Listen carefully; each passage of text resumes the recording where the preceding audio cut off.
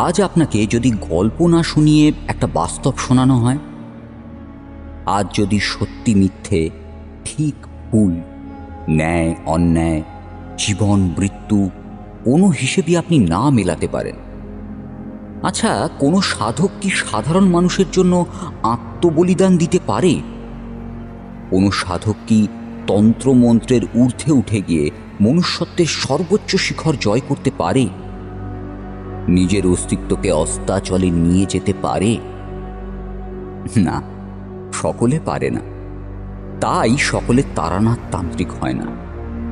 চলুন আজ আপনাদের নিয়ে যাই তারানাথের জীবনের এক অনিশ্চয়তার বাস্তবে, যার শেষ পরিণতি ঠিক কি তা আমি আপনি কেউই জানি না। আজকের কাহিনী লেখক অভিষেক দুবের কলমে অস্তাচলে তারানাথ। গল্পপাঠ ও গল্পের সূত্রধার ব্রতদীপ ও আমি অভিযান। তারানাথ তান্ত্রিকের ভূমিকায় পার্থ মুখার্জি ও অন্যান্য চরিত্রে অভিক, শ্রেয়সী, অভিষেক, পিয়ালি, অধ্যায়, অভিষেক দুবে, দিব্যেন্দু, আকাশ, অভিযান, সায়র। শুরু হচ্ছে আজকের বিশেষ কাহিনী অস্তাচলে তারানাথ। শুনতে থাকুন।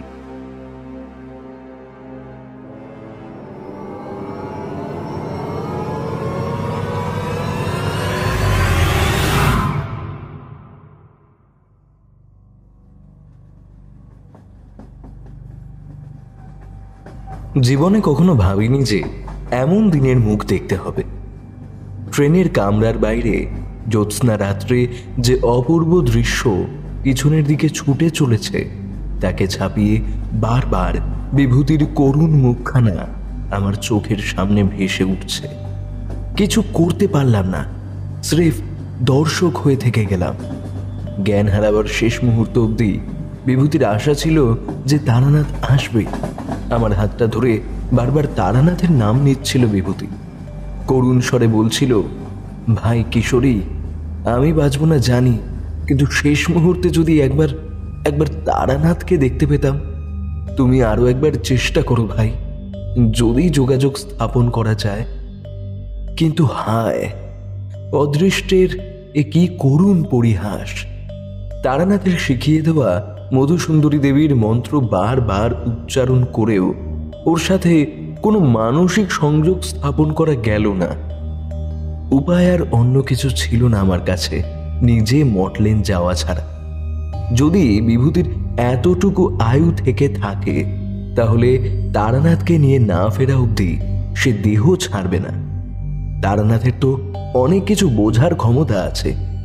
সে কি এতটুকু বুঝতে পারেনি যে আমি বিগত 2 দিন ধরে তার সাথে যোগাযোগ করার প্রাণপণ চেষ্টা করছি? চোখ বন্ধ করলেই মনে পড়ে যাচ্ছে বিভূতির সারা গায়ে সে বিভৎস চাকা চাকা ক্ষতগুলো।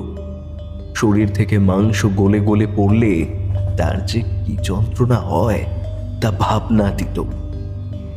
তার কথা ভাবলেই চোখের জল বাঁধ মানছে না। জানি না এ ট্রেন কবে হাওড়া পৌঁছাবে, কবে আমি তারানাথের কাছে যাব, কবে তারানাথ গিয়ে সব কিছু ঠিক করবে। আদৌ কি ঠিক করতে পারবে? দয়াময়ী প্রেমময়ী মা, দুর্গতি হারিণী মা, রক্ষা করো। মনে মনে এসবই ভাবছিলাম। হঠাৎ একটা হ্যাঁচকায় বুঝতে পারলাম ট্রেন দাঁড়িয়েছে একটা স্টেশনে। জানালা দিয়ে উকি মেরে দেখি এ তো বাঁকুড়া স্টেশন। রাত 11টার সময়েও বেলিয়াতরের মেচা, ছাতনার প্যারা, চপ, ঘুগনিওয়ালাদের ছড়াছড়ি। তবে এসব কিছু ভালো লাগছে না এখন। জানালা থেকে মুখ ফিরিয়ে সামনের দিকে তাকিয়ে দেখলাম আমার মুখোমুখি সিটে এক সৌম্যকান্তি গেরুয়াধারী এসে বসেছেন। বিরাট চেহারা তার, উজ্জ্বল গৌরবর্ণ, পায়ে কাঠের খড়ম, কাঁধে একটা ছোট ঝোলা। বয়স আন্দাজ 85। মনে মনে ভাবছি এই চেহারার বর্ণনা আগে কখনো কোথাও শুনেছে কিনা। সাধুটিও আমার দিকে তাকিয়ে মুচকি হাসছিল। আমি মুখ ফিরিয়ে নিতে যাব এমন সময় উনি বলে উঠলেন, হে কিশোরী, আদ্রা স্টেশনে উঠেছ নাকি? চিনতে পারছো আমাকে? আমি প্রায় হতভম্ব হয়ে গেছি তখন। এক তারানাথ ছাড়া তেমন সাধুসঙ্গ কখনোই হয়ে ওঠেনি। এই অজানা সাধুর চেহারাটা চেনা চেনা মনে হলেও কখনো দেখা হয়েছে বলে তো মনে পড়ছে না। আমতা আমতা করেই বললাম, হ্যাঁ, আধ রাতেই উঠেছি, কিন্তু আপনি আমার নাম জানলেন কি করে? আপনি চেনেন আমাকে? আমার প্রশ্নে সেই সাধু এক দৃষ্টিতে আমার দিকে তাকিয়ে মুখে সেই সৌম্য হাসি রেখে বললেন, হ্যাঁ, চিনি বই কি, তুমিও তো আমাকে চেনো। আমি এক প্রকার বিনীত সুরেই বললাম, ক্ষমা করবেন ঠাকুর, মন মেজাজ ভালো নেই তাই হয়তো, কিন্তু আমি আপনাকে চিনতে পারছি না। আর কোনো ভনিতা না করে সাধুটি আমায় বললেন, তারানাথ আমার গল্প তোমাদের শোনেন? সেই রেল স্টেশনে দেখা বন্ধুর হত্যা, গরম মাখা সন্দেশ, আর কেতু নামের কুকুর। বিশু ঠাকুর? কি অদ্ভুত! বিশু ঠাকুরের সেই অবিশ্বাস্য গল্পটা লাইন বাই লাইন মনে পড়ে গেল। কিভাবে কেতু কুকুরের রূপ নিয়ে তার বন্ধুর আততায়ীর ভবলীলা সাঙ্গ করেছিলেন তিনি। আমি তৎক্ষণাৎ ওনার পা ছুঁয়ে প্রণাম করলাম। বললাম, গল্পে অনেক অন্তর্যামীর কথা শুনেছি, কিন্তু নিজের চোখে কোনো অন্তর্যামী দেখলাম এই প্রথম। আপনার গল্প তারানাথের মুখে আমরা শুনেছি, সেটা আপনি আমাকে দেখেই বুঝে গেলেন। সাধনা অনেক রকমের হয়, বুঝলে? কেবল তন্ত্র সাধনাই নয়, তন্ত্র ছাড়াও অনেক সাধনা আছে। প্রকৃত গুরুর কাছে দীক্ষা নিয়ে জ্ঞানী গুরু সাধনা করলে পরম জ্ঞান লাভ হয়। তখন পৃথিবীর যে কোনো প্রান্তে যদি তোমার নাম কেউ নেয়, তাহলে যে নাম নিচ্ছে বা যারা শুনছে, যে জায়গায় বসে তোমার নাম নিচ্ছে, যে সময় নিচ্ছে, সেই সমস্ত কিছু স্পষ্ট জানতে পারা যায়। তারানাথ তো তোমাদের আমার গল্পটা পুরোটাই শুনিয়েছে। সেদিন তোমরা কবার কেশেছ, কবার ঢেকুর তুলেছ, কবার ধূমপান করেছ, সেগুলো কিন্তু আমি বলে দিতে পারবো। শ্রদ্ধায় আমার হাত দুটো আপনা আপনি জোড়া হয়ে এলো। কয়েক মুহূর্তের জন্য হলেও একটা ইতিবাচক ভালো লাগা ভাব মনটাকে ছুঁয়ে গেল বিশু ঠাকুরের সান্নিধ্যে এসে। বললাম, ঠাকুর, এভাবে আপনার সাথে কোনোদিন দেখা হয়ে যাবে স্বপ্নেও ভাবিনি। আরে আজ কি আর দেখা হতো? আমরা ত্যাগী সাধু মানুষ, কোথায় কখন থাকবো তার কি কোনো ঠিক আছে? নেহাত খোঁজ পেয়েছিলাম এদিকে জয়চণ্ডীতলা শ্মশানে এক ডামরতন্ত্রের সিদ্ধা সন্ন্যাসিনী এসেছেন। তিনি নাকি ওই অসাধ্য জরা ব্যাধি অসুখ ভালো করে দিচ্ছেন। তাই ভাবলাম যাই, দেখে আসি। বলতে বলতে হঠাৎ বিশু ঠাকুর গম্ভীর হয়ে গেলেন। তারপর বললেন, তোমার বন্ধুটির তো বড় বিপদ দেখতে পাচ্ছি।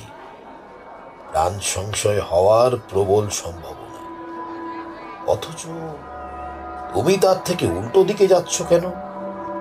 তোমার তো তার কাছেই থাকা উচিত, তাই না? বড় বিপদ ঠাকুর। দিন 7 আগেই বিভূতির কাছে একটা চিঠি আসে, যাতে লেখা থাকে যে মানভূম জেলার বড় বাগান গ্রামে প্রায় 100 বিঘার একটা সম্পত্তির ওয়ারিশ নাকি বিভূতি। সে যদি ওখানে গিয়ে নিজের সঠিক পরিচয় প্রমাণ করে, তাহলে সম্পত্তিটি তাকে হস্তান্তর করে দেওয়া হবে। বিভূতির মায়ের মামা বাড়ি ওই বড় বাগান গ্রাম। দাঁড়াও দাঁড়াও, ওখানে কোনো জমির মালিকানা বিভূতিকে কেন দিতে যাবে? বিভূতির মামার বাড়ি হলেও কথা ছিল, কিন্তু এ তো বিভূতির মায়ের মামা বাড়ি। আমার ওই একই প্রশ্ন ছিল ঠাকুর মশাই, কিন্তু বিভূতি বলল, ওখানে না গেলে তো কিছু বোঝা যাবে না, চলোই না একটিবার গিয়ে ঘুরে আসি। আমিও বললাম, চলো তাহলে। বেশ, তা না হয় গেলে তোমরা দুজন। তারপর বিপদটা কিসে হলো? ঠাকুর, সেদিন হাওড়া স্টেশনে রাত 11টায় আমরা 315 আপ হাওড়া চক্রধরপুর প্যাসেঞ্জার ধরলাম। সে ট্রেন আমাদের ভোর 5টায় আদ্রা স্টেশনে নামিয়ে দিল। ওখান থেকে প্রায় 7 কিলোমিটার কাঁচা পথ ভেঙে ওই বড় বাগান গ্রাম। ফুলে ফলে ফসলে সমৃদ্ধ গ্রাম ঠাকুরমশাই।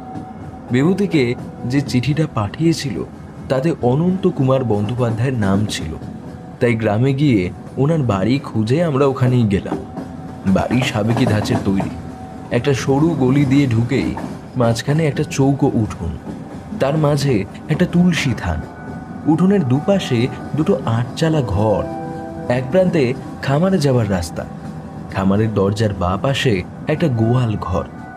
ঘরের গায়ে গায়ে লাগানো আছে মাটির হাড়ি ভেঙে তৈরি করা পায়রার টং, কিন্তু একটা পায়রা দেখলাম না। অনন্তকুমার প্রায় 6.5 ফুট লম্বা, তবে তেমনই রোগা। বয়স আন্দাজ 65-66 হবে। বিভূতিকে সে বলল, আমি সম্পর্কে তোমার মায়ের মামা হই। তোমার মায়ের দাদুরা 5 ভাই ছিলেন। বড় ভাই রাখহরি বন্দ্যোপাধ্যায়, তিনি তোমার মায়ের দাদু ছিলেন। তারপরে 3 ভাই পঞ্চানন, অম্বিকেশ আর বিশ্বম্বর বিয়ে করেননি। আর সবার ছোট আমার বাবা সোমেশ্বর বন্দ্যোপাধ্যায়, আমি তার বড় ছেলে। বিভূতি অনন্তবাবুকে প্রণাম করল। অনন্তবাবু আবার বললেন, কিছু মনে করো না, তোমাদের সাথে কোনো সম্পর্কই দীর্ঘকাল ধরে নেই। তোমার দিদা মানে আমার বড়দি বেঁচে থাকা অবধি তাও চিঠি টিঠি পাঠানো হতো। দিদি চলে যাওয়ার পর থেকে সব কিছুই বন্ধ। আমি সম্পর্কে তোমার দাদু হই। যাক, পরিচয় তো অনেক হলো, এবার তোমায় এখানে কেন ডেকেছি সেটা আরেকবার বলি। এই গ্রামের পাশে 100 বিঘের একটা জঙ্গল আছে, আমরা বলি মানুষ মারার জঙ্গল। সমস্ত জঙ্গলটার মালিকানা খাতায় কলমে কিন্তু আমাদেরই। এখনো তার পুরনো পর্চা আমাদের কাছে আছে। সে জঙ্গলের পুরোটাই শাল, সেগুন আর শিশু গাছে ভরা। শেষ আমার জ্যাঠামশাই মানে তোমার দিদার বাবা সে জঙ্গলের মালিকানা তার মেয়ের নামে লিখে গিয়েছিলেন, মানে তোমার দিদার নামে। এ ব্যাপারটা আমরা জানতাম না। জ্যাঠামশাই মারা যাওয়ার আগে সে কথা কেবল বাবাকে বলেছিলেন, আর বাবা অসুস্থ হওয়ার পরে এতদিনে সে কথা বললেন আমাদের। তিনি বললেন যে করে হোক সে জমির মালিকানার কাগজপত্র যেন আমার ভাইজির কাছে পৌঁছে যায়। কিন্তু দিদিও তো আর নেই, দিদির কোনো ছেলেও নেই, কেবল একটি মেয়ে আছে, তোমার মা। তাই আমরা সে জমির মালিকানা তোমাদের হাতে তুলে দিতে চাই। বুঝলে ব্যাপারটা? এই ব্যাপারটা শুনে আমারও সেদিন কেমন গুলিয়ে গিয়েছিল ঠাকুর মশাই। মনে বেশ কয়েকটা প্রশ্ন আসছিল, কিন্তু আমার তো আর সেগুলো করা চলে না। বিভূতি আমতা আমতা করে জিজ্ঞেস করলো, কিন্তু এতে আপনার বা আপনার সন্তানদের কোনো আপত্তি নেই? মানে বুঝতেই পারছেন, 100 বিঘে জমির উপর এত দামি দামি গাছ, সে তো অনেক টাকার সম্পত্তি। দেখলাম অনন্তবাবু যেন ব্যাপারটা চেপে যাওয়ার মতো করে বললেন, না না, আপত্তি থাকবে কেন? জ্যাঠামশাইয়ের সিদ্ধান্ত যখন। তাছাড়া আমরা গ্রামের লোক, অল্পতেই খুশি, বুঝলে না? বিশু ঠাকুর হঠাৎ বলে উঠলেন, বিভূতি দিদা মারা গেছেন, কিন্তু তার দিদার কাকা তো এখনো বেঁচে আছেন। আগে হ্যাঁ ঠাকুর মশাই, আমরা তাকে দেখলাম। বৃদ্ধের প্রায় 95-এর কাছাকাছি বয়স, তবে স্বাভাবিক নয়। সারা গায়ে বিভৎস চাকা চাকা কিসের যেন ঘা, ঠিক যেমনটা বিভূতি হয়েছে, তাই তো? আগে হ্যাঁ ঠাকুর। পরের দিন উকিল ডেকে সেই 100 বিঘা জঙ্গল বিভূতির নামে করে দেওয়া হলো। আর সেই রাত থেকে বিভূতির জ্বর আর বমি শুরু। সকালবেলাতেই দেখলাম বিভূতির সারা গায়ে চাকা চাকা কি সব বেরিয়েছে। এমন অবস্থাতে তো আর ফেরা চলে না। সে কি যন্ত্রণা বিভূতির, চোখে দেখা যাচ্ছিল না। ডাক্তার কবিরাজ করা হলো, কিন্তু বিভূতির অসুখ বেড়েই চলল। শেষ 2 দিনে তো বিভূতি বাঁচার আশাই ছেড়ে দিল। বারবার আমায় বলল তারানাথের কথা, কিন্তু তারানাথের সাথে মানসিক যোগাযোগ স্থাপন করার চেষ্টা করেও পারলাম না। তাই এখন নিজেই যাচ্ছ তারানাথকে আনতে, তাই তো? হ্যাঁ ঠাকুর, আপনি তো অল্প বিস্তর সবই জানেন। জানি না আমি তারানাথকে নিয়ে ফেরার পর বিভূতিকে আর পাওয়া যাবে কিনা। বিশু ঠাকুর অনেকক্ষণ কিছু একটা ভাবলেন। ট্রেন তখন ছুটে চলেছে দ্রুত গতিতে। একটা চাওয়ালা নিঃশব্দে পেরিয়ে যাচ্ছিল আমাদের কামরা দিয়ে। বিশু ঠাকুর হঠাৎ তাকে থামিয়ে দিয়ে বললেন, চা আছে নাকি তোমার, নাকি শেষ? চাওয়ালা অসম্মতি সূচক মাথা নেড়ে বলল, না সাধু বাবা, চা নেই, একটু ছিল, সেটা ঠান্ডা হয়ে যেতে আমি সব ফেলে দিয়েছি। বিশু ঠাকুর দেখলাম দৃঢ়ভাবেই বললেন, আরে আরে আছে আছে, 2 কাপ হয়ে যাবে, দেখো ঠিক হয়ে যাবে। চাওয়ালা কিছুটা বিস্মৃত হয়ে বলল, না সাধু বাবা, ইডলি একদম ফাঁকা, আমি এইমাত্র ফেলে দিলাম। বিশু ঠাকুর হালকা ধমকের সুরে চাওয়ালাকে বললেন, আরে মিথ্যে কথা কেন বলছো বাপু? দেখতে পাচ্ছি তোমার কেটলির মুখ দিয়ে ধোঁয়া বেরোচ্ছে। আমিও দেখলাম সত্যিই কেটলির মুখ দিয়ে ধোঁয়া বের হচ্ছে। চাওয়ালা একবার হতভম্ব হয়ে বিশু ঠাকুরের দিকে অবাক দৃষ্টিতে তাকালো। তারপর দুটো মাটির ভাঁড় বের করে কেটলি কাত করতেই গরম ধোঁয়া ওঠা চা বেরিয়ে পড়ল। বিশু ঠাকুর একটা চা আমার দিকে বাড়িয়ে বললেন, নাও চাটা খাও, খাও খাও। এর ভালো করার সংকল্প নিলে নিজেকে সবার আগে ভালো থাকতে হয়, বুঝলে? তারপর তার ঝোলাতে হাত ঢুকিয়ে চাওয়ালার পয়সা দিয়ে ওর কেটলি নির্দেশ করে বললেন, ওতে আরেক কাপ আছে, ওটা তুমি খেয়ে নাও। আমার আর বুঝতে বাকি রইল না যে তারানাথের বলা সেই গল্পে গরম দুধকে যেমন মাখা সন্দেশ করে দিয়েছিলেন বিশু ঠাকুর, এবারও তেমনি করে ফাঁকা কেটলিতে চা নিয়ে এলেন। সত্যি এ মহাযোগী বটে। চা শেষ করে বিশু ঠাকুর বললেন, কিশোরী তুমি যাও, তারানাথকে নিয়ে এসো। তারানাথকে গিয়ে বলবে ক্ষমা যন্ত্রে ক্ষমারূপের আরাধনাতেই আত্মশুদ্ধি। আমার আশীর্বাদ তোমার সাথে রইল। আর কি যেন নাম বললে সেই গ্রামের? বড় বাগান। আচ্ছা আচ্ছা আচ্ছা, ঠিক আছে। বলেই উঠে পড়লেন। আমার মাথায় তখন ওনার কথাগুলো ঘুরপাক খাচ্ছিল। ক্ষমারূপ, ক্ষমা যন্ত্র, আত্মাশুদ্ধি, কিছুই বুঝলাম না। হঠাৎ দেখি বিশু ঠাকুর নেই। ট্রেন তখনও চলছে, কোনো স্টেশন আসেনি মাঝখানে। উনি এখন উঠলেন কেন তা বুঝতে পারলাম না। কিছুক্ষণ পর যখন ট্রেনের দরজার দিক থেকে আকাশের দিকে একটা বড় সাদা পেঁচা ফ্যাও ফ্যাও করতে করতে উড়ে গেল, তখন আর বুঝতে বাকি রইল না।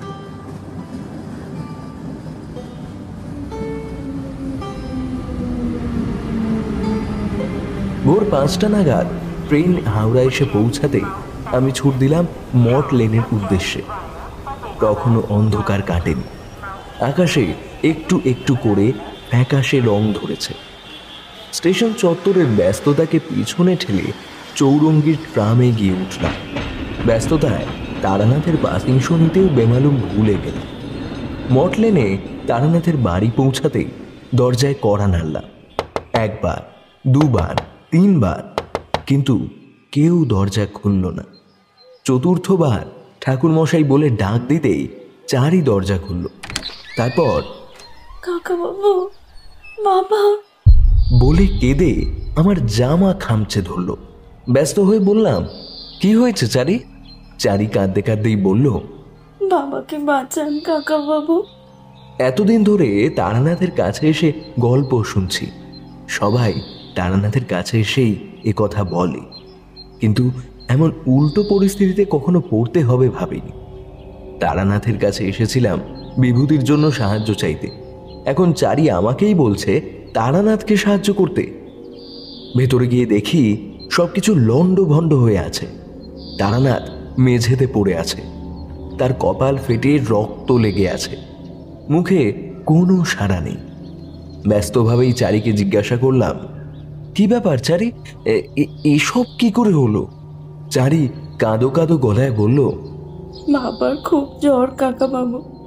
3 দিন আগে রাতে দরজা বন্ধ করে কার সাথে যেন কথা বলছিল, তারপর হঠাৎ করে দরজা ভেঙে আছড়ে পড়ল মেঝেতে, যেন বাবাকে কেউ শূন্যে তুলে আছড়ে দিয়েছে।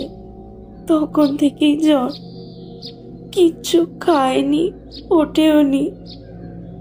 আমি উঠাতে গেলে হাত নেড়ে আসতে বারণ করেছে, বাবাকে বাঁচান কাকাবাবু, বাবাকে বাঁচান। ব্যাপারটা কি সেটা বুঝতে হলে তারানাথকে আগে সুস্থ করে তুলতে হবে। চারিকে বললাম একটু গরম জল নিয়ে আসতে। ওষুধের প্রয়োজন সত্য। ছুটে বেরিয়ে পড়লাম চৌরঙ্গীর মোড়ে। তখনও অর্ধেকের বেশি দোকানপাট বন্ধ। ভাগ্যক্রমে একটা মেডিকেল ক্যাম্প চোখে পড়ল। সেখানে গিয়ে তাঁবুর মধ্যে ঢুকে দেখি একজন ফিরিঙ্গি ডাক্তার পুলিশ পোশাক পরিহিত আরেকজন ফিরিঙ্গির চিকিৎসা করছে। আমি ঢুকতেই দুজনেই কটমট করে আমার দিকে তাকালো। বললাম আমার বন্ধুর পড়ে গিয়ে মাথা ফেটে গেছে, সঙ্গে জ্বর, কিছু ওষুধ দিতে। ডাক্তার ফিরিঙ্গি সাহেব শিশিতে করে টিনচার আয়োডিন এবং 2টো ওষুধ আমার হাতে দিয়ে বলল, তুমি স্বাধীনতা সংগ্রামী নও তো? বলতে ইচ্ছা করছিল যতদিন না স্বাধীনতা পাচ্ছি ততদিন আমরা সবাই স্বাধীনতা সংগ্রামী, কিন্তু প্রবলভাবে নিজের রাগকে সংযত করে বললাম, আজ্ঞে না, আমার বন্ধু জ্যোতিষ। ওখান থেকে বেরিয়ে ছুটে এসে দেখি চারি গরম জল নিয়ে অপেক্ষা করছে। তারানাথের ক্ষতস্থান পরিচর্যা করে দিল চারি। ব্যথা এবং জ্বরের ওষুধ খেয়ে প্রায় আধ ঘন্টা পর সুস্থ বোধ করে উঠে বসল তারানাথ। তার চোখ মুখ গ্লানিতে ভরা। মাটির দিকে মুখ করে তারানাথ বলল, তোমায় কি করে বলবো সব কথা? ঠাকুরমশাই, আপনি নিঃসংকোচে বলুন, আপনার যে বড় দরকার। আপনি ঠিক না হলে বিভূতির কি হবে? তারানাথ মুখ তুলে বলল, বিভূতি? বিভূতির কি হয়েছে আবার? সব বলবো, আগে আপনি বলুন। এবার তারানাথ অপরাধ বোধের সাথে সাথে ধীরে ধীরে কথাগুলো বলল। দিন তিনেক আগে আমি একটু ধ্যানে বসেছিলাম মধুসুন্দরী দেবী। তোমরা তো জানো আমি ডাকলে দেবী আসেন। সেদিনও এলেন। তবে তবে আমার যে হঠাৎ কি হলো, সেদিন দেবীর রমণ রূপ সৌন্দর্য দেখে আমি সাময়িক মোহগ্রস্ত হলাম। নিজের অজান্তেই হাত দুটো সামনের দিকে বাড়িয়ে দিলাম দেবীকে আলিঙ্গন করার জন্য। দেবী মহাক্রুদ্ধ হলেন, অহংকার ছেড়ে বললেন, আজ আমি মাতৃস্বরূপা হয়ে এসেছিলাম তারানাথ। তুই আজ নিজেকে অপবিত্র করলি, আমাকে অপবিত্র করলি। তোর সমস্ত ক্ষমতা আমি কেড়ে নিলাম। আমি তখন প্রাণপণে দেবীর কাছে ক্ষমা চাইতে লাগলাম। দেবী, আমি সাময়িক মোহগ্রস্ত হয়ে পড়েছিলাম, ক্ষমা করুন আমায়। আপনি ক্ষমা করুন দেবী, ক্ষমা করুন আমায়, ক্ষমা করুন।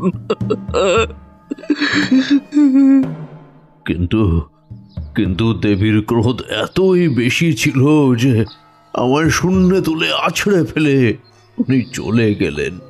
তারানাথের 2 চোখ বেয়ে জল নেমে এলো। বলল,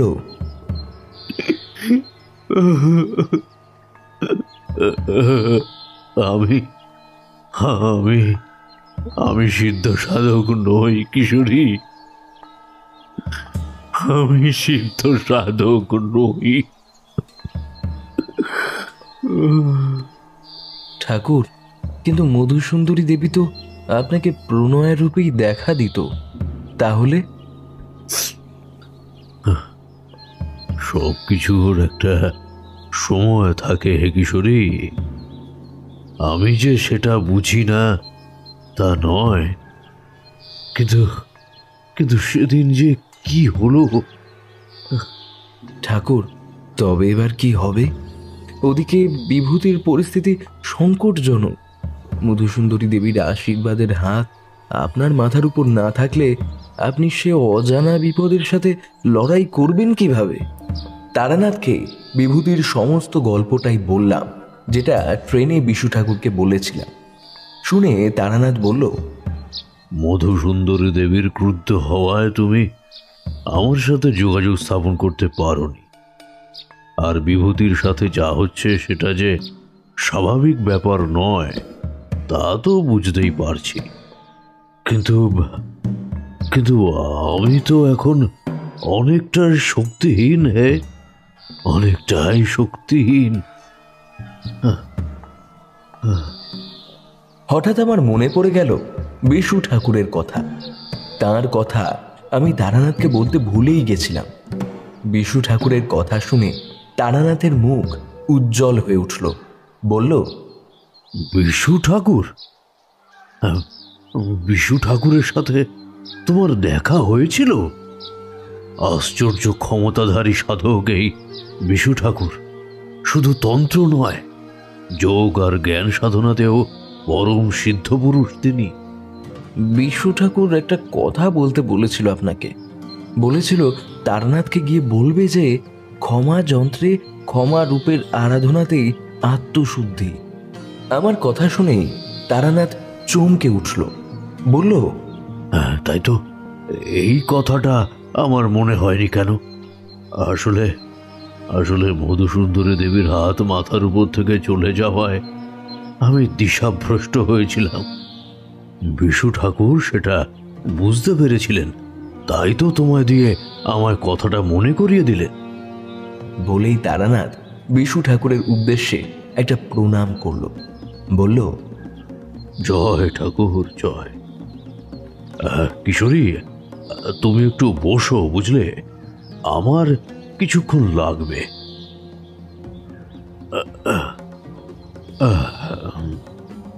তারপর সেই দুর্বল শরীরে কোনো মতে উঠে দাঁড়ালো। তেল সিঁদুর মেশানো একটা বাটি নিয়ে এসে অনামিকা দিয়ে ঘরের দেওয়ালে কি একটা মন্ত্র পড়তে পড়তে জটিল যন্ত্র আঁকল। একটু রক্তচন্দন নিয়ে নিজের দেহের ৮ অংশে অর্থাৎ অষ্টাঙ্গে ছুঁয়ে এক আশ্চর্য পুজো শুরু করলো। মন্ত্র বলতে বলতে মাঝে মাঝে মাটিতে কপাল ঠেকিয়ে প্রণাম করে আর ফুল অর্পণ করে। পুজো শেষে তারানাথ নিজের একটা চুল কেটে সামনে রেখে আবার প্রণাম করল। অবাক হয়ে দেখলাম দেওয়ালে আঁকা সে জটিল যন্ত্রটা যেন জ্বলে উঠল। কয়েক সেকেন্ড পর সেটা আবার নিভেও গেল। তারানাথ উঠে প্রণাম করে দৃঢ়ভাবে বলল, চলো কিশোরী, আর দেরি করা যাবে না, বিভূতিকে বাঁচাতে হবে।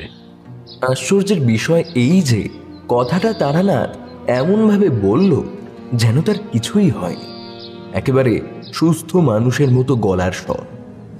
তারপর দীর্ঘ ৫ ঘন্টার ট্রেন সফর। তারানাথ বড় একটা কথা বলেনি এই ৫ ঘন্টায়। মাঝে মাঝে চোখ বুজে কিছু একটা ভাবছিল। ২-৪ বার দীর্ঘশ্বাস ফেলতেও শুনেছি। ট্রেনে তারানাথ কিছু খেলেও না, কেবল বার ৩ চা ছাড়া ডিম সেতু বিক্রি করতে এলে তাও খেলো না। বলল, তুমি খাও, আমি আমিষ খাবো না এখন। আমার মনে বেশ কয়েকটা প্রশ্ন ঘুরপাক খাচ্ছিল, কিন্তু তারানাথের সাময়িক অবস্থা দেখে সাহস হলো না। শেষে তারানাথ নিজেই বলল, তুমি ভাবছো যে বিশু ঠাকুর কি বলল আর আমি কি বা করলাম? আসলে মায়ের অনেক রূপ হয় জানো তো। শক্তিরূপ, চণ্ডীরূপ, করাল রূপ, দয়ারূপ, মায়ারূপ, লজ্জারূপ, তেমনি হয় ক্ষমারূপ। ইয়া দেবী সর্বভূতেষু ক্ষমারূপেণ সংস্থিতা। তন্ত্রমতে ক্ষমা যন্ত্র একে দেবীর সেই ক্ষমা রূপকে নিজের কোনো অঙ্গের আহুতি দিয়ে পুজো করতে হয়, তবেই আত্মশুদ্ধি হয়। দেবীর এই রূপ রক্তপাত পছন্দ করেন না, তাই এমন জিনিস আহুতি দিতে হয় যাতে কোনো রক্তপাত না হয়। বিশু ঠাকুর তোমার মাধ্যমে সে বার্তাই পাঠিয়েছিলেন আমার কাছে, আমিও সেটাই করলাম। মধুসুন্দরী দেবীর রাগ কমেছে, তিনি তাঁর আশীর্বাদ ফিরিয়ে দিয়েছেন। সেদিন ট্রেন থেকে নেমে আমরা যখন বড় বাগান গ্রামে পৌঁছালাম তখন বিকেল হয়ে গেছে। তারানাথের হাঁটা চলায় লক্ষ্য করলাম এ যেন সত্যি সে আগের তারানাথ। তার চোখে মুখে সেই দীপ্তি আবার ফিরে এসেছে, গ্লানি কেটে গিয়েছে, চলার গতিও বেড়েছে। অনন্তবাবুর বাড়ির সামনে এসেই থমকে দাঁড়িয়ে গেল তারানাথ। এ কি, এরা কারা? বলেই ত্রিশূল উঁচিয়ে তেড়ে যাওয়ার মতো করে দু এক পা এগিয়ে গেল। আমি এক প্রকার হতভম্ব, কারণ ওখানে কেউই নেই। তারানাথ বাড়িটা দেখে আমায় বলল, এই বাড়িটাই কি? হ্যাঁ। ছোট্ট সেই গলি দিয়ে ঢুকে আমরা বাড়ির উঠোনে গিয়ে দাঁড়ালাম। তারানাথ দেখলাম আবার বিরক্ত হলো। বাড়ির ছাদের দিকে তাকিয়ে আবার বলল, চলে যা এখান থেকে, যা বলছি। তারানাথের গলার আওয়াজে বাড়ির মালিক অনন্তবাবু ছুটে বেরিয়ে এলো, সঙ্গে তার স্ত্রী। আমি তারানাথের পরিচয় দিতে তারা দুজনেই প্রণাম করল। তারানাথ অনন্তবাবুর দিকে তাকিয়ে বললেন, তোমার বাবা তো সেরে উঠেছেন। আগে বিভূতি অসুস্থ হওয়ার পর থেকে তোমার বাবা তো সেরে উঠেছেন। এবার দেখলাম অনন্তবাবু একটু লজ্জিতভাবে বললেন, আগে হ্যাঁ ঠাকুর। বিভূতি কোথায়? অনন্তবাবু ইশারা করে কোনার একটা ঘর দেখালেন। আমরা তাড়াহুড়ো করে সেই ঘরে গেলাম।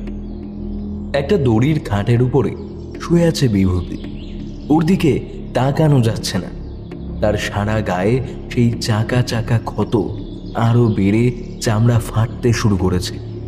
তারানাথ ঝুঁকে পড়ে বিভূতির মাথায় হাত রাখল, নাম ধরে ডাকলো, বিভূতি, ও বিভূতি, ওঠো, আমি তারানাথ, চোখ খোলো বিভূতি। বিভূতি কিন্তু চোখ খুলল না। তারানাথ বলল, বিভূতির তো বেঁচে থাকারই কথা নয়, বেঁচে আছে কেবল ওই বিশু ঠাকুরের জন্য। বিশু ঠাকুরের জন্য? কোথায় তিনি? তারানাথ অনন্তবাবুর গোয়াল ঘরের দিকে আঙুল বাড়িয়ে দেখিয়ে বলল, ওই যে, ওই দেখো, একটা আহত সাদা পেঁচা বসে আছে, দেখতে পাচ্ছ? চারিদিকে মৃত্যুর দূতেরা ঘিরে ধরছে বিভূতিকে। উনি একা লড়াই করে যাচ্ছেন। দেখলাম সত্যি একটা সাদা পেঁচা গোয়াল ঘরের ছাদে বসে আছে। তারানাথ অনন্তবাবুকে অত্যন্ত কঠোরভাবে বলল, তুমি মিথ্যা কথা বলেছিলে বিভূতিকে। তোমার জ্যাঠামশাই তার মেয়ের নামে কোনো সম্পত্তি লিখে যায়নি, বরং ওই জঙ্গলের মালিকানা তোমার জ্যাঠামশাই মারা যাওয়ার পর তার ভাইপোই পায়, এবং এক এক করে তারা সবাই মারা যায়। সে জঙ্গল তো 100 বিঘের নয়। তারপর কি হয়েছিল সেটা নিজের মুখেই বলো, না হলে এই তারানাথ তান্ত্রিকের রুদ্র রূপ থেকে তোমাদের কেউ রক্ষা করতে পারবে না। কথাগুলো বলে তারানাথ ত্রিশূল নিয়ে এমনভাবে দাঁড়ালো যে ভয়ে আমিও শিউরে উঠলাম। ভয়ে তখন অনন্তবাবুরও একই অবস্থা। কিন্তু সেই সময় একটা অপ্রত্যাশিত ঘটনা ঘটে গেল। একটা অত্যন্ত শক্তিশালী অপশক্তি যেন নিমেষের মধ্যে এসে ঢুকে পড়ল অনন্তবাবুর মধ্যে। আর তারপর অনন্তবাবু যখন চোখ তুলে চাইলেন, তখন আঁতকে উঠলাম। এটা অনন্তবাবুর শরীর তখন ধীরে ধীরে বদলে গিয়ে যে মানুষটা সামনে দাঁড়িয়েছে তার তাম্রাভ গায়ের রং চকচক করছে। উত্তেজনায় রাগে ফুলে উঠেছে শরীরের প্রত্যেকটা পেশি। লম্বায় 6.5 ফুটের কম হবে না। গায়ের বিভিন্ন জায়গায় গভীর ক্ষত থেকে রক্ত ঝরছে যেন অজস্র বন্দুকের গুলি লেগেছে। পিঠে টাঙানো একটি তীর ধনুক। সে নিমেষেই দাঁত মুখ খিচিয়ে দুর্বোধ্য ভাষায় কিছু বিড়বিড় করলো। তারপর তীর ধনুক তুলে তারানাথকে আক্রমণ করতে উদ্যত হলো। কিন্তু এবার তারানাথ যেটা করলো সেটা আমি আগে কখনো দেখিনি। সে তার হাতের ত্রিশূল অনন্তবাবুর দিকে, অর্থাৎ সেই বিভৎস মূর্তির দিকে দেখিয়ে ওপরের দিকে তুলে দিলেন। আর সঙ্গে সঙ্গে দেখলাম ওকে যেন কোনো একটা অদৃশ্য শক্তি মাটি থেকে 10 হাত শূন্যে তুলে ধরল। তার হাত থেকে পড়ে কোথায় অদৃশ্য হয়ে গেল সেই তীর ধনুকটা, কিন্তু কোনো পরিবর্তন হলো। শূন্যে ভাসমান অবস্থাতেই যেন তারানাথকে আঘাত করার আপ্রাণ চেষ্টা করে চলেছে সে। এদিকে সেই আহত সাদা পেঁচাটা দেখি অদৃশ্য কাদের সাথে যেন লড়াই করতে শুরু করেছে। তারানাথ দেখলাম ওই অবস্থায় কি একটা মন্ত্র পড়তে শুরু করল। আর তখনই শূন্যে ভাসমান সেই অবয়বের মুখমণ্ডল একবার অনন্তবাবুর রূপ নিচ্ছে, পর মুহূর্তেই আবার সেই ভীষণ মূর্তি হয়ে যাচ্ছে। কিছুক্ষণ এভাবে চলার পর তারানাথ জয় মহাকালী, জাগ্রত শাশ্বত বলে এক হাতে ত্রিশূল ধরে আরেকটা হাত দিয়ে যেন অনন্তবাবুর ভেতর থেকে কিছু একটা জিনিস টেনে বের করলো।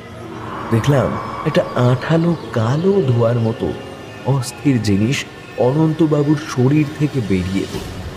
অনন্তবাবু শূন্যেই জ্ঞান হারালেন। তারানাথ অক্ষতভাবে ওকে নিচে নামিয়ে ওর স্ত্রীকে বলল, কোনো ভয় নেই, সব ঠিক আছে মা, বাড়ির ভেতরে নিয়ে যাও ওকে। সেই কালো আঠালো ধোয়ার মতো জিনিসটা তারানাথের চারপাশে একটা জটিল জালিকা বিন্যাস করে ওকে ঘিরে ধরল।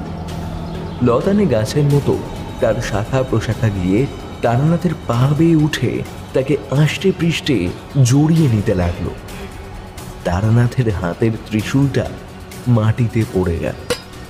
নির্বাক দর্শক হয়ে দেখা ছাড়া আমার আর কিছুই করার নেই। ওদিকে সেই সাদা প্যাঁচাটা দেখি আর নেই। হঠাৎ চোখ গেল বিভূতির ঘরটার দিকে। দেখি দরজা দিয়ে একটা নীলচে আভা বেরিয়ে আসছে সেই ঘর থেকে। তাড়াহুড়ো করে সেখানে গিয়ে যা দেখলাম সেটা দেখে শিউরে হতভম্ব হয়ে গেলাম। এক বিভৎস দর্শনা আলু থালু বেশি নারী একটা মুড়ো ঝাঁটা নিয়ে বিভূতির সারা গায়ে বুলিয়ে দিচ্ছে আর কি একটা মন্ত্র পড়ছে। গোটা ঘরময় একটা নীল আলো ছড়িয়ে রয়েছে। নিজেকে দাঁড় করিয়ে রাখার মতন ক্ষমতাটুকু আর নেই। কে এই নারী? এখানে কেন? বিভূতিকে সে কি করছে? কেন জানি না মনে হলো ইনি যেই হন শুভ শক্তির বার্তা নিয়ে এসেছেন।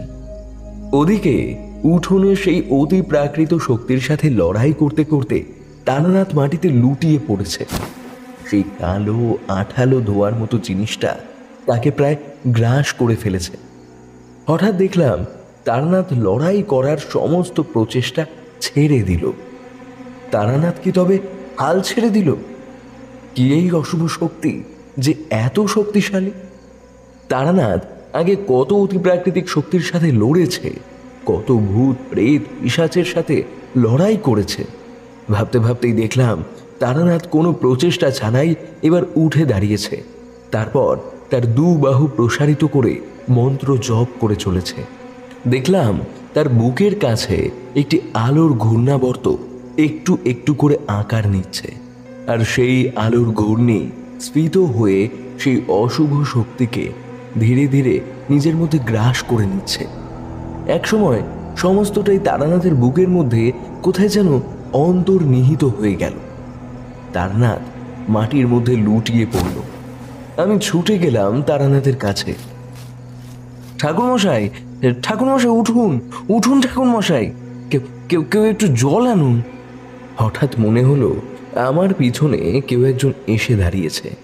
এক কর্কশ নারী কণ্ঠ ভেসে এলো, কই দেখি কি আছে দেখি। আমি পিছনে সরে দাঁড়াতেই দেখলাম এ সেই নারী যাকে তখন বিভূতির ঘরে দেখলাম।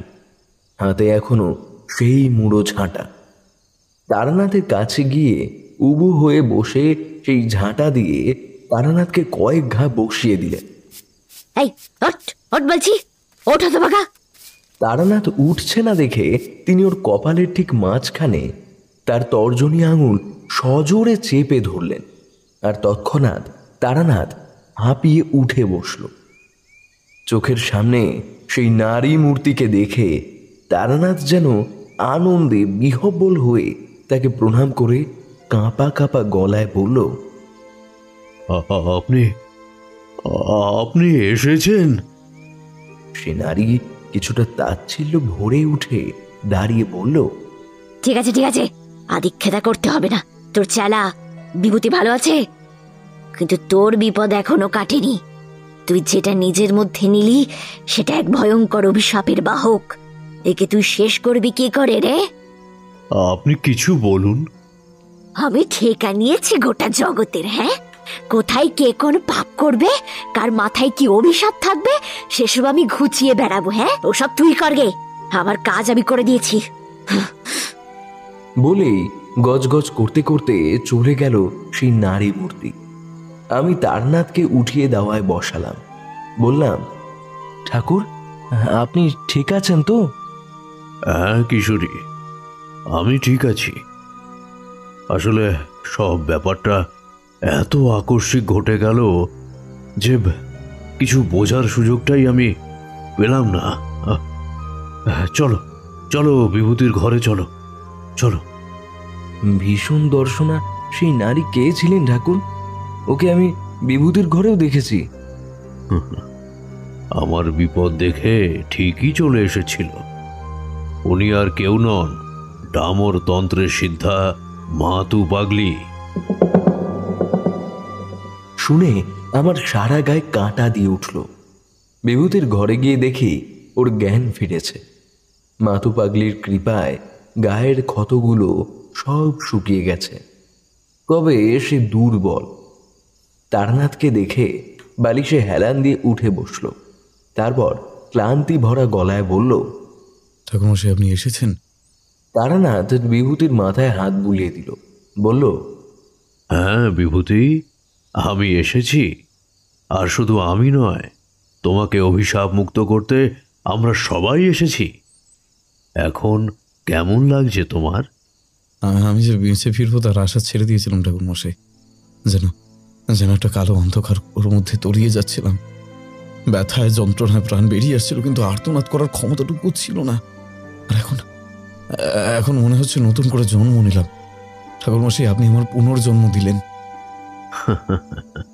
বিভূতি, জন্ম মৃত্যু কারোর হাতেই থাকে না। তুমি বেঁচেছ কারণ তোমার মৃত্যু ছিল না। তুমি বেঁচেছ কারণ তোমার মৃত্যু ছিল না। সব আমরা তো কেবল ঢাল হয়ে দাঁড়িয়েছি। সবই ওই ব্রহ্মময়ী মায়ের ইচ্ছে। তুমি এখন বিশ্রাম নাও, বুঝলে? আমি আর কিশোরী কয়েকটা কাজ সেরে আসি, কেমন? বিশ্রাম নাও। বিভূতি খাটের উপর আবার শুয়ে পড়ল। তারনাথ আরেকবার বিভূতির মাথায় হাত রাখল। তারপর ফিরে আমরা যখন দরজা অবধি এলাম, তখন বিভূতি পিছন থেকে একটু কৌতুক ভরা ক্লান্ত গলায় বলল, আমার গাত্রবন্ধন করবেন না ঠাকুরমশাই? তারানাথ থমকে দাঁড়িয়ে পিছনে ফিরল। তারপর একটু হাসল, বলল, তোমাকে যে ডামরতন্ত্র সিদ্ধা মহামানবীটি ছুঁয়েছেন, তারপরে এখন আর তোমাকে জমেও ছোঁবে না। বাস্তবিক কথা। বিভূতির ঘরে এখনো সেই পবিত্র নীল আলোর আভা দেখা যাচ্ছে। আমরা ওখান থেকে বেরিয়ে এলাম অনন্তবাবুর উঠোনে। তখন ওখানে বেশ ভিড় জমেছে। আশেপাশের গৃহস্থ মানুষ সব অনন্তবাবুর উঠোনে এসে জড়ো হয়েছে। অনন্তবাবুর জ্ঞান ফিরেছে, উঠে বসে জল খেয়েছে। আমাদের দেখে সে নিজেই তার স্ত্রীর সহায়তায় উঠোনের দাওয়ায় এসে বসল। প্রণাম করে একটু হাঁফ ধরা গলায় বলল, কোন মুখ নিয়ে আপনার কাছে ক্ষমা চাইব ঠাকুর মশাই? আপনার মতো সিদ্ধ পুরুষের পায়ের ধুলো আমাদের ঘরে পড়েছে, এটা আমার পরম সৌভাগ্য। কিন্তু কিন্তু আমি যে কাজ আপনার সাথে করলাম, তাতে বোধহয় আমার নরকেও স্থান হবে না।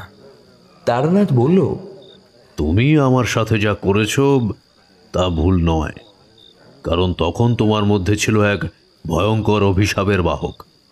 কিন্তু তোমার ভুল হচ্ছে, তুমি জানতে এই অভিশাপের কথা, তবুও বিভূতিকে বলনি। তোমাদের বংশের প্রায় প্রত্যেকেই এই অভিশাপ দ্বারা পীড়িত, কারোর স্বাভাবিক মৃত্যু ঘটেনি। বিপদ কিন্তু এখনো কাটেনি অনন্ত। কাজেই কোনো কিছু না লুকিয়ে আগাগোড়া আমাকে সবটা বলো। অভিশাপের বাহককে আমি আমার মধ্যে নিয়ে নিলেও কিন্তু অভিশাপ এখনো আছে, এটা ভুলে যেও না। অনন্তবাবু মাথা নিচের দিকে রেখে একটা দীর্ঘশ্বাস ফেলল।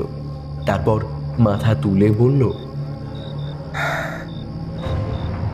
আসুন ঠাকুর মশাই, আমার বাবার ঘরে নিয়ে যাই। বাবার মুখ থেকেই সবটা শুনবেন, চলুন। এরপর আমরা গেলাম পশ্চিম দিকে একটি ঘরে, যেখানে শুয়ে আছেন বৃদ্ধ সোমেশ্বর বন্দ্যোপাধ্যায়। ওনার বয়স প্রায় 95। কিছুদিন আগে একই অভিশাপে পীড়িত ছিলেন, কিন্তু এখন তিনি ভালো আছেন। অনন্তবাবু বৃদ্ধের কাছে গিয়ে তারানাথের পরিচয়টা দিলেন এবং সমস্ত ঘটনা সংক্ষেপে বললেন। সব শুনে বৃদ্ধ উঠে বসলেন। কাঁপা কাঁপা হাত জোর করে তারানাথকে প্রণাম করলেন। তারানাথ ব্যস্ত হয়ে তার হাত ধরে বলল, আরে আরে, এ কি করছেন? আপনি আমার গুরুজন, মুরব্বী মানুষ, আমাকে প্রণাম করছেন কেন? বৃদ্ধ এবার কাঁপা কাঁপা গলায় বললেন, পাপ পাপ আমি আর দাদা দুজনেই করেছি। সে পাপের ফল এখনো ভোগ করছি। পাপ? কি পাপ করেছেন? আমাকে সবটা বলুন। এই গ্রামের দক্ষিণ দিকে, যেদিক দিয়ে গ্রামে ঢোকার রাস্তা, ওখানে একটা পুরনো জমিদার বাড়ি নজরে পড়েছে কি? হ্যাঁ হ্যাঁ, নজরে পড়েছে বই কি। পরিত্যক্ত বাড়ি। ওই মানুষ মারার জঙ্গল ওদেরই ছিল। না, ঠিক ওদেরও ছিল না। গোটা জঙ্গল প্রায় 250 বিঘা জমির উপর। সাঁওতাল বিদ্রোহ দমনের জন্য ইংরেজরা তখন আরও বেশি আগ্রাসী হয়ে উঠেছে। আর একদিকে চলছে নীল চাষের অত্যাচার, অন্যদিকে সিপাহী বিদ্রোহের প্রস্তুতি। সাঁওতালরা বড়লাট কর্নওয়ালিসের চিরস্থায়ী বন্দোবস্তের প্রতিবাদে এবং জমিদারি জোতদারি প্রথার বিরুদ্ধে রুখে দাঁড়িয়েছে। তীর ধনুক নিয়ে লড়াই করতে আসা সাঁওতালরা পরাক্রমী হলেও ইংরেজদের গুলি বন্দুকের কাছে অসহায় ছিল। প্রায় 10,000 সাঁওতাল মারা গিয়েছিল সেই সময় সাঁওতাল বিদ্রোহে। একটু জল খাবো। জল খেয়ে আবার কাঁপা কাঁপা গলায় থেমে থেমে বলতে শুরু করলেন, সে সময় নাকি ওই জঙ্গলে এসে লুকিয়েছিল প্রায় 250 লড়াকু সাঁওতালদের একটি দল। তারা ইংরেজদের নাকানি চোবানি খাইয়ে ছেড়েছিল। ইংরেজরা ওদের ধরিয়ে দিতে ঘোষণা করেছিল পুরস্কার। খেয়ে জানি না, ইংরেজদের খবর দিয়েছিল যে সাঁওতালরা লুকিয়ে আছে ওই জঙ্গলে। ওই যে জমিদার বাড়ি দেখলে, ও বাড়ির মালিক তখন মহেন্দ্র প্রতাপ নারায়ণ। শুনেছি বড় কঠোর অত্যাচারী জমিদার ছিলেন। ইংরেজ পুলিশের জেনারেল এসে জানায়, জঙ্গলে লুকিয়ে থাকা সাঁওতালদের দমন করতে জমিদার যেন সাহায্য করে। জঙ্গল থেকে গ্রামের দিকে বেরিয়ে আসা রাস্তা জমিদার যেন লেঠেল দিয়ে ঘিরে রাখে। জমিদার সেটা করতে রাজি হয়েছিল? সেটাই তো ধ্বংসের কারণ। মহেন্দ্র প্রতাপ জানায় সে ইংরেজদের সাহায্য করবে, তবে জঙ্গলের মালিকানা আইনত তাকে হস্তান্তর করতে হবে। ইংরেজ তখন চাইছিল সাঁওতালদের যে কোনো প্রকারে দমন করতে, তাই রাজি হতে দেরি হলো না। তারপর যেটা হলো সেটা বড়ই মর্মান্তিক। ইংরেজরা সমস্ত জঙ্গল ঘিরে এলোপাথারি গুলি চালিয়েছিল। গ্রামের দিকে বেরোবার রাস্তা আগলে ছিল জমিদারের লেঠেলরা। তাই প্রত্যেকেই প্রাণ হারায়। শুনেছি সেই সাঁওতাল দলের সর্দার প্রবল পরাক্রমের সাথে লড়াই করেছিল, কিন্তু যখন জমিদারকে ইংরেজ জেনারেলের সাথে পথ আগলে দাঁড়িয়ে থাকতে দেখে, তখন সে লড়াই বন্ধ করে দাঁড়িয়ে পড়ে। তার অপলক দৃষ্টি জমিদার এবং লেঠেলদের দিকে। জেনারেল বন্দুক বার করে একের পর এক গুলি চালাতে থাকে সাঁওতাল সর্দারের ওপর।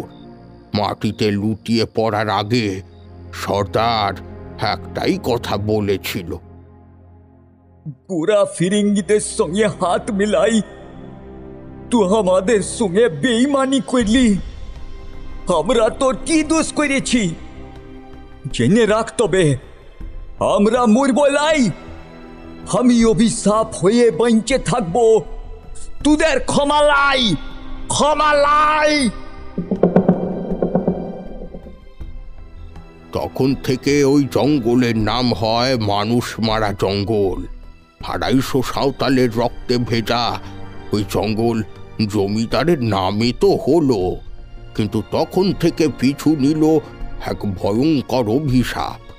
সেই ফিরিঙ্গি সিপাহী দলের সর্দার এবং বাকিদের অপঘাতে মরণ হলো।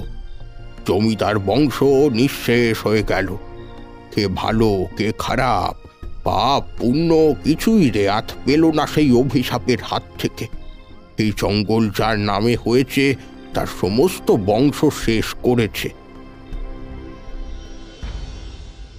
সেই জমিদার বংশের শেষ ওয়ারিশ যখন মৃত্যুশয্যায়, তখন তার থেকে টাকার লোভে আমি আর দাদা জঙ্গলের দলিল আমাদের নামে করাই।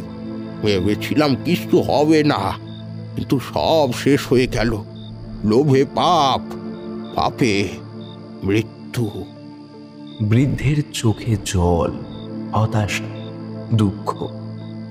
তারানাথ বলল, ব্যতিক্রম কেবল আপনি। আচ্ছা, আপনার নামে কি কোনো মহামৃত্যুঞ্জয় পুজো হয়েছিল ছোটবেলায়? বৃদ্ধ সম্মতি সূচক মাথা নেড়ে বলল, হ্যাঁ, আমার কলেরা হয়েছিল ছোটবেলায়, তখন মহামৃত্যুঞ্জয় যজ্ঞ করানো হয়েছিল। তাই তো আপনি অভিশাপগ্রস্ত হয়েও প্রাণে বেঁচে গেছেন। তারানাথ অনন্ত বাবুকে কিছু একটা বলতে যাচ্ছিলেন, হঠাৎ তার চোখ দুটো কালো হয়ে এলো। মুখের বর্ণ ধীরে ধীরে হয়ে গেল রক্তাভ লাল। তার সারা শরীর থেকে যেন কালো বাষ্পের মতো কিছু একটা নির্গত হতে লাগলো। এক অদ্ভুত কোরাস গলায় তারানাথ বলে উঠল,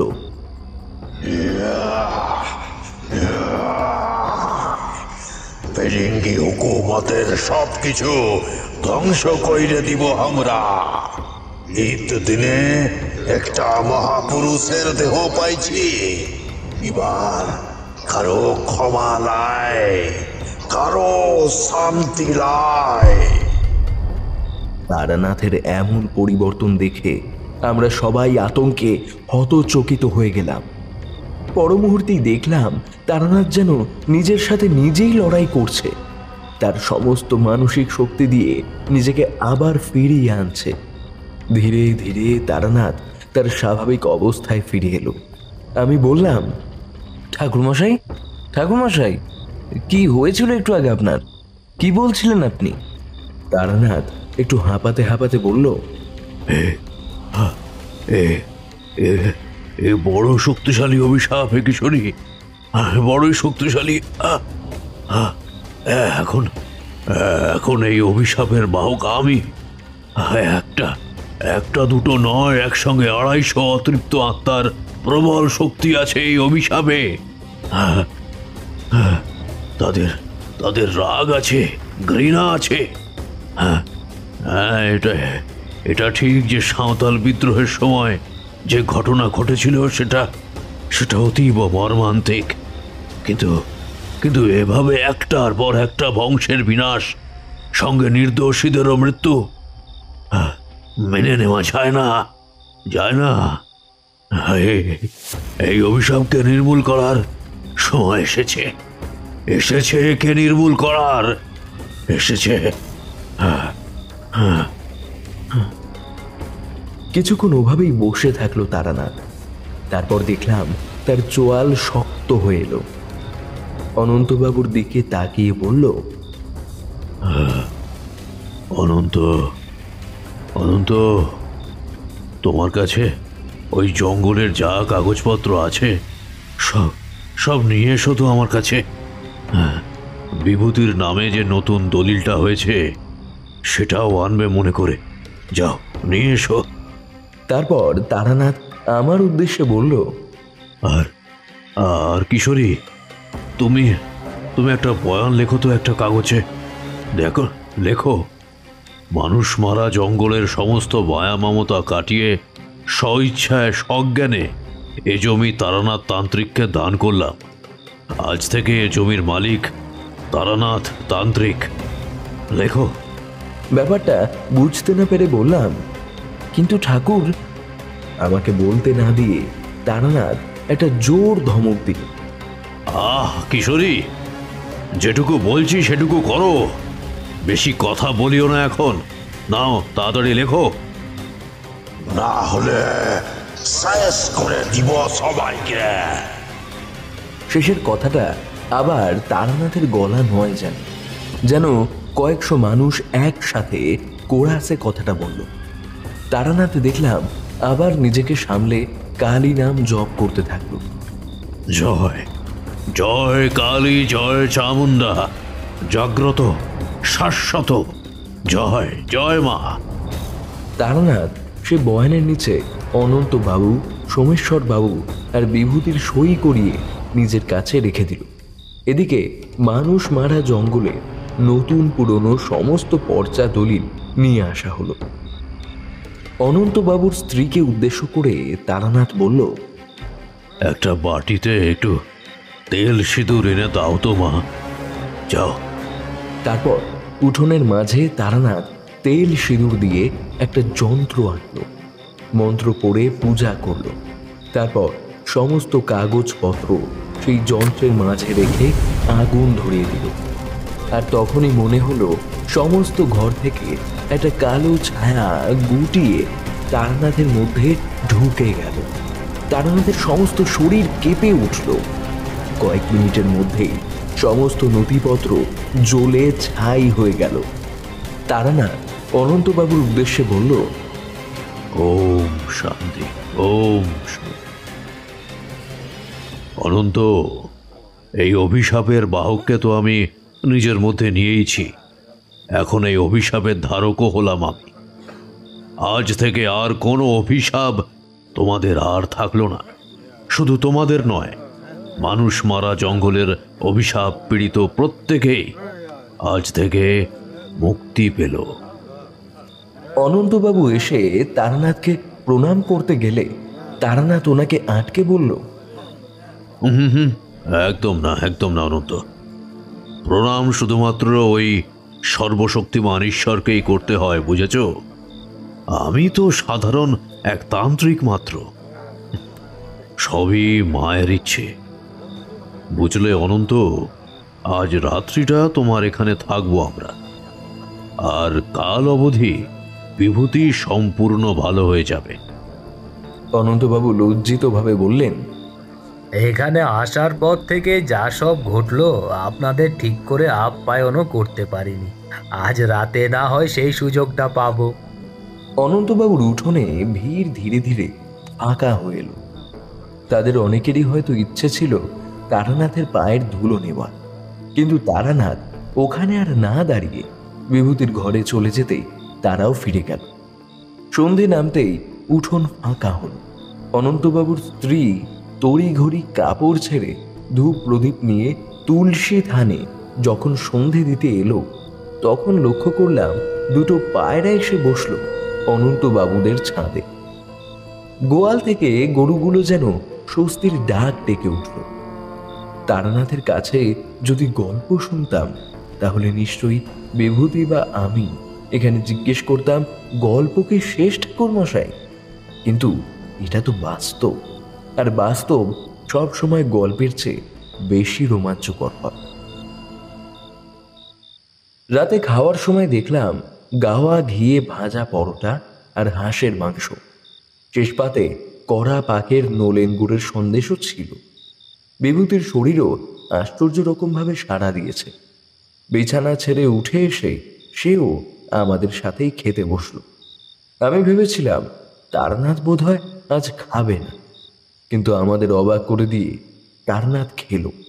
শুধু খেলোই না, আজ তারানাথের খাওয়া দেখে আমার ওর যুবক বয়সের গল্প মনে পড়ে গেল। মাঝারি বাটির 2 বাটি হাঁসের মাংস আর প্রায় 8খানা পরোটা। অনন্তবাবুর স্ত্রী অবশ্য তাতে আনন্দই পেলেন।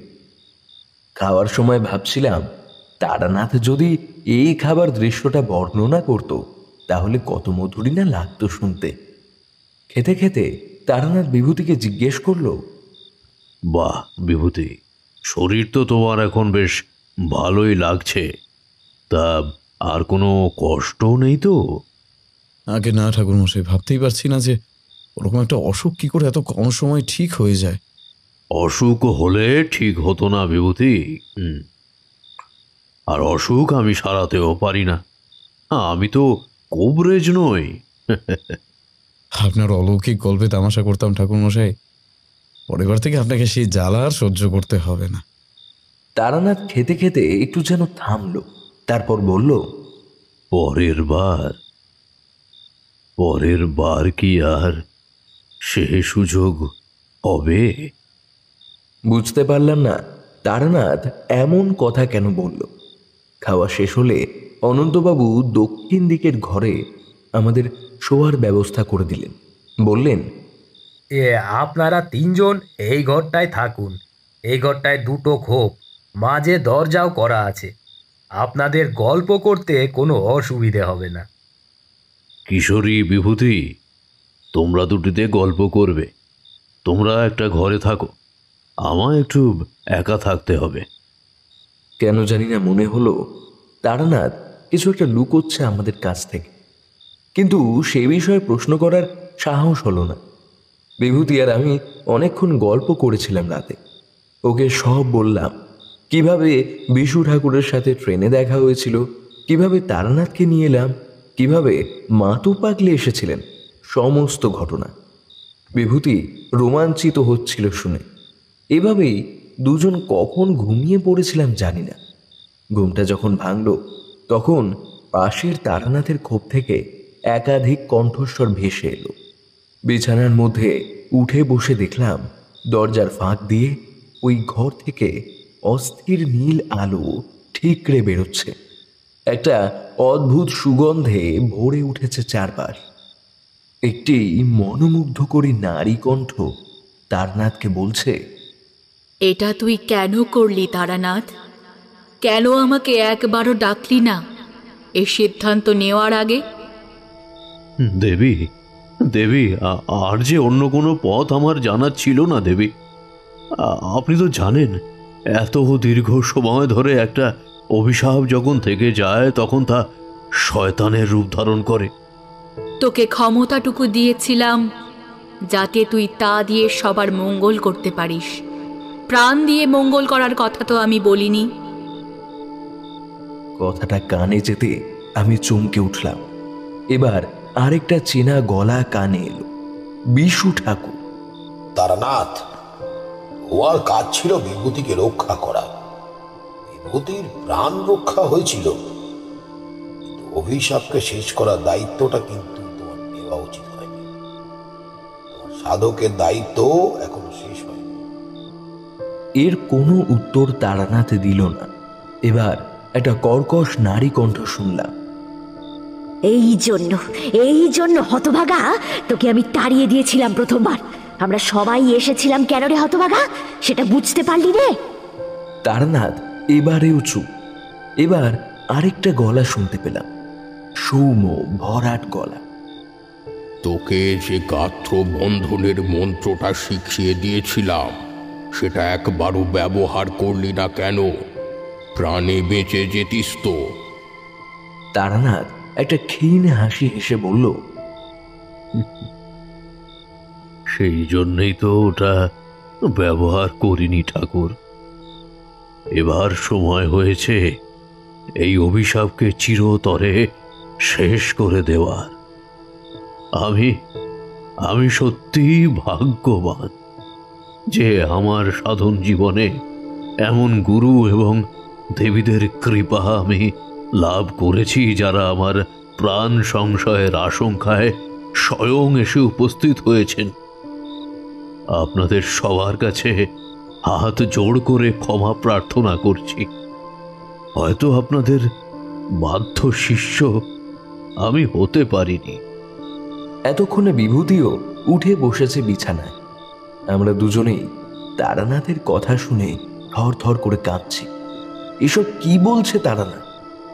তারানাথ আবার বলল, এবার তাহলে অমৃত লোকে দেখা হবে আপনাদের সাথে। জয় জয় মহাকালী জয়। দেখলাম তারানাথের ঘর থেকে বেরোনো নীল আলোটা ধীরে ধীরে নিভে গেল। ত্রিশূল হাতে তারানাথ ঘর থেকে বেরিয়ে এসেই আমাদের মুখোমুখি পড়ল।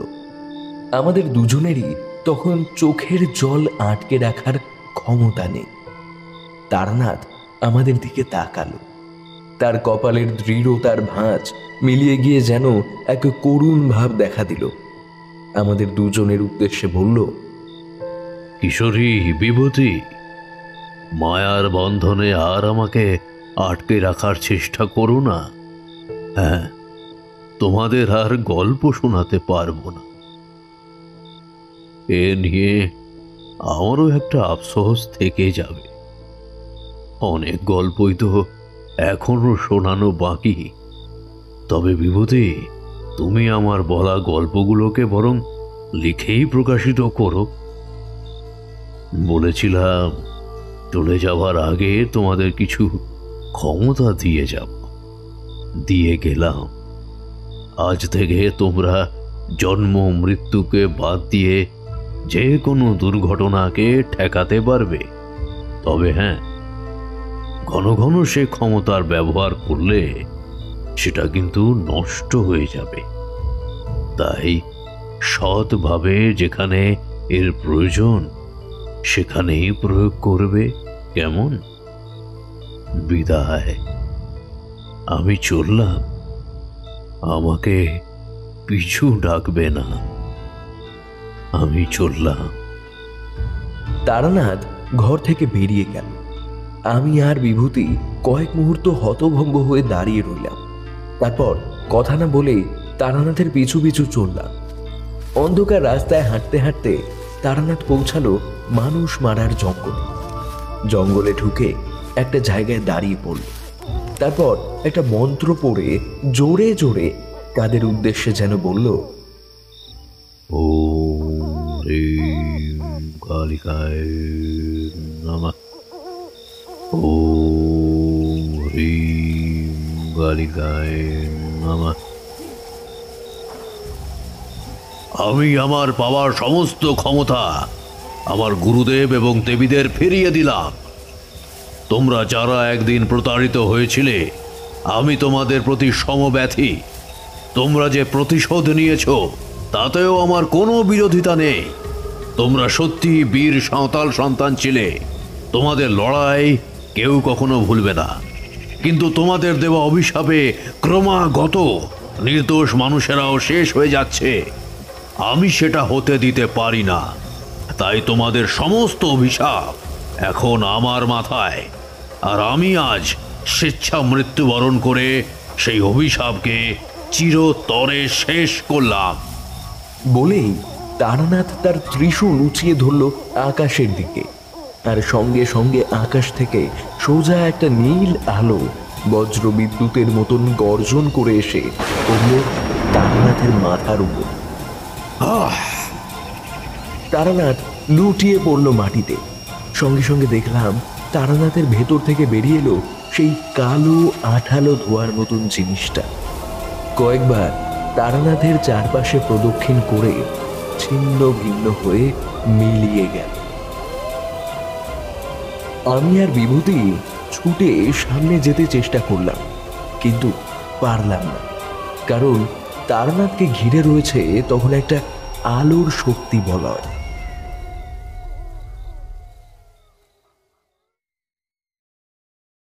তারপর আমরা যেটা দেখলাম সেটা জ্ঞানও তো দেখা সম্ভব ছিল না।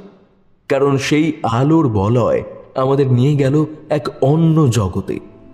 তারানাথ আমাদের যে শক্তিটুকু দিয়েছিল তার জন্যই হয়তো সম্ভব হলো। জ্ঞান যখন হলো তখন দেখলাম মাইলের পর মাইল শুধু সাদা আর সাদা। আমার পাশে শুয়ে আছে বিভূতি, আর দূরে দেখলাম মাটি থেকে শূন্যে ভাসছে তারানাথের দেহ। আর তার পাশে দাঁড়িয়ে আছে ওটাকে, ওটাও তো তারানাথ। আর আর ওরা কারা? হ্যাঁ হ্যাঁ, ওদের সবাইকে চিনি। মাতু পাগলি, বিশু ঠাকুর, অমর জীবন, মধুসুন্দরী দেবী, সৌম্য দর্শন সাধু। তারানাথ সবার উদ্দেশ্যে প্রণাম করে বলল, চলুন, এবার আমার আর কোনো পিছুটান নেই, কোনো আফসোস নেই। আমার কর্তব্য শেষ। এবার আপনাদের সাথে আমায় নিয়ে চলুন। তারানাথের কথা শুনে মাতু পাগলি বলল, তারানাথ, তারানাথ, তোর যে বড় দরকার, তোকে যে ফিরতে হবে বাবা। কিন্তু মা, সে যে আর সম্ভব নয়। তাছাড়া আমি একা তো নই, আরো অনেক সাধক আছেন, আরো কত আসবেন। তারানাথ, ঈশ্বর সবাইকে তার কাজ ভাগ করে দেন। তোমার যে কাজ বাকি আছে সেটা শুধু তুমি করতে পারবে, তাই তোমাকে যে ফিরতে হবেই। এই জগতে এমন মানুষের খুব দরকার তারানাথ, যারা নিজের জীবন দিয়েও অন্যের ভালো করতে চায়। এমন মানুষ তো আর বারবার জন্ম নেয় না। আজ যে কাজটা তুই করে দেখালি, তাতে তোর যে পরমায়ু বাকি ছিল তা দ্বিগুণ হয়ে গেল। কিন্তু আমি পুনরায় বেঁচে উঠলে আমার সাথে সাথে সেই অভিশাপও যে আবার বেঁচে উঠবে, তারপর আমার মাধ্যমে আবার জগৎ সংসারে ছড়াতে থাকবে। তারানাথ, তোর মৃত্যুর সাথে সাথেই সেই অভিশাপের বিনাশ ঘটেছে।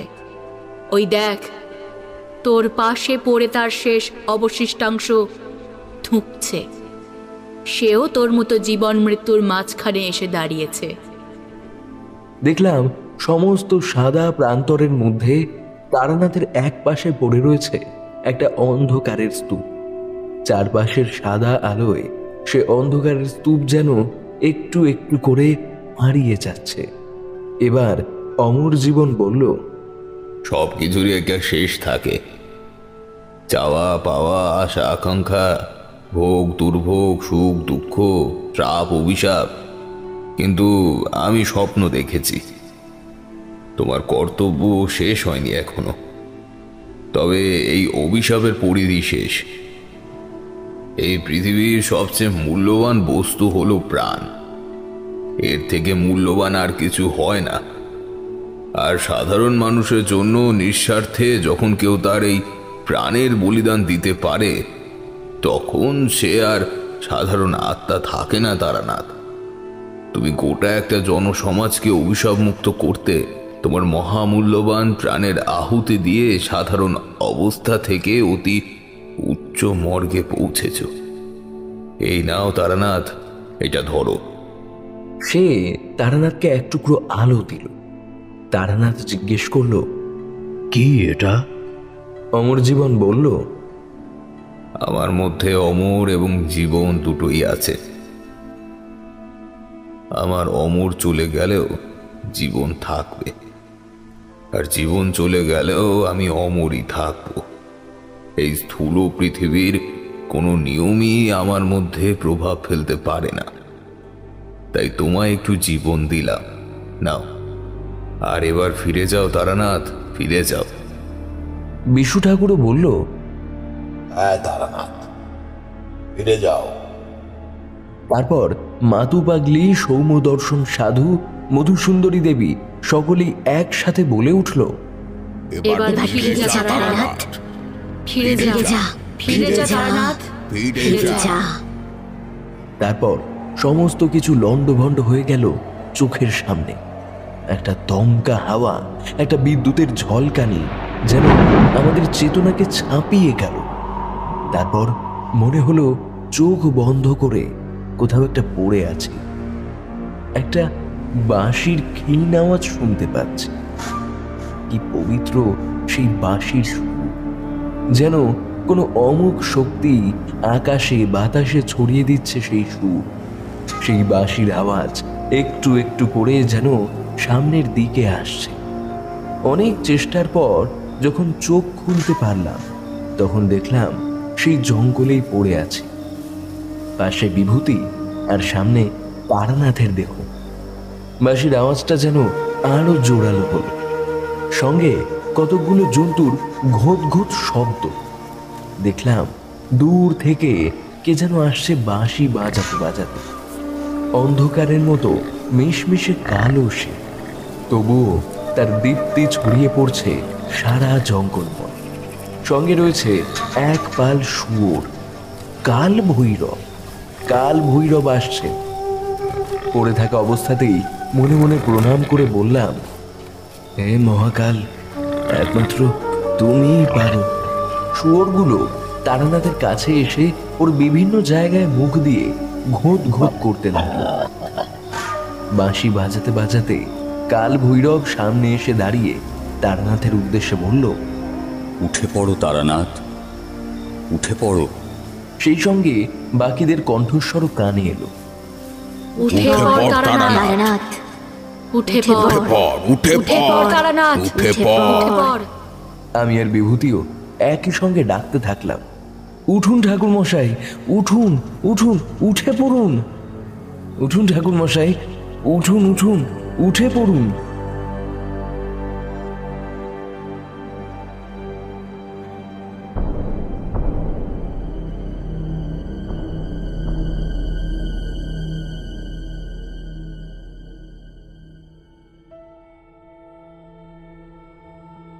শুনছিলেন লেখক অভিষেক দুবের কলমে তারানাথ তান্ত্রিকের গল্প অস্তাচলে তারানাথ। সম্পাদনা এবং কাস্টিংয়ে সৌরভ এবং মেঘনা, পরিচালনা এবং ভিডিওর ভিজুয়াল এফেক্টসে সৌরভ, এডিটিংয়ে সায়র ও পোস্টার ডিজাইনে কৃষ্ণেন্দু মণ্ডল। আমাদের গল্পগুলি ভালো লেগে থাকলে লাইক করে দেবেন এবং আপনাদের মূল্যবান মতামত কমেন্টে জানাতে ভুলবেন না। আরও নতুন নতুন গল্প শুনতে চ্যানেলটি সাবস্ক্রাইব করে পাশে থাকা বেল আইকনটি প্রেস করে দেবেন, যাতে নতুন কোনো গল্প এলে তার নোটিফিকেশন সরাসরি সবার আগে পৌঁছে যায় আপনার কাছে। শুনতে থাকুন মিডনাইট ফ্যান্টাসি।